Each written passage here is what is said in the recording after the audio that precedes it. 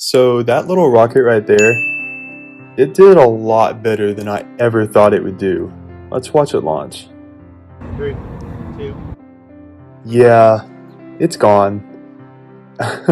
it's gone. So this air rocket was designed it was designed from square one to go as fast as possible while remaining structurally intact during flight. And as you can see, it's very thin, and we'll get to that in a second. But it really didn't end up working a whole lot well, but it really did over exceed my expectations, so I'm happy with that. So I designed this whole rocket to be printed with this carbon fiber infused plastic, just PLA, and it's supposed to be really strong. There it says carbon fiber PC. So I'm really happy with how it performed with this, because this worked really well with my that hot end right there. It's all metal extruder and everything, so it worked really well with my printer. Definitely recommend the QDX Plus for their new printers. They're really well, and Prylene PLA plastic has just been great. There's no tangles, anything.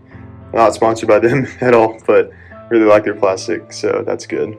As you can tell, this is obviously broken. This is the one that I showed at the very beginning, but this one is, as you can tell, it has one wall of plastic on the outside, so the body is made up of one wall, and then this nose cone is just full infill, everything. It's just completely carbon fiber up there, and then the fins are, they're modestly thin. They're not that bad, but they were just meant to be light and structurally sound. So that's that.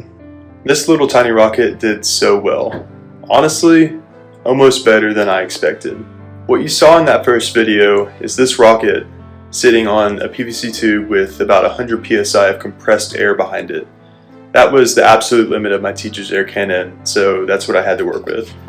And that's where the first mistake honestly happened.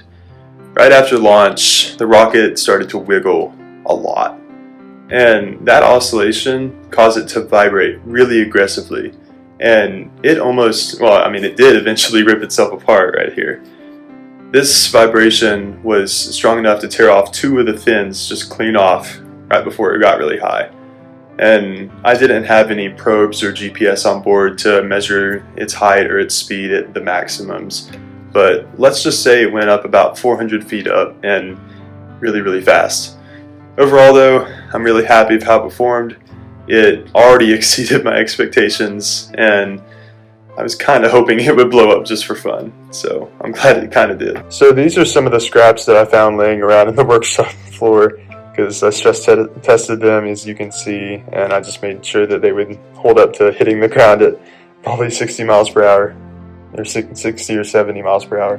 But as you can see, they were all wrapped up in super glue. As you can see, it's a little shiny there. But what I did was I sanded the whole thing flat, made sure all the layer lines were gone, and then I just super glued the whole entire thing. And what I noticed was whenever I dropped it like this on the ground, just for stress testing, or on the side, it always hit and it always broke right along this area right here where the fins meet the body.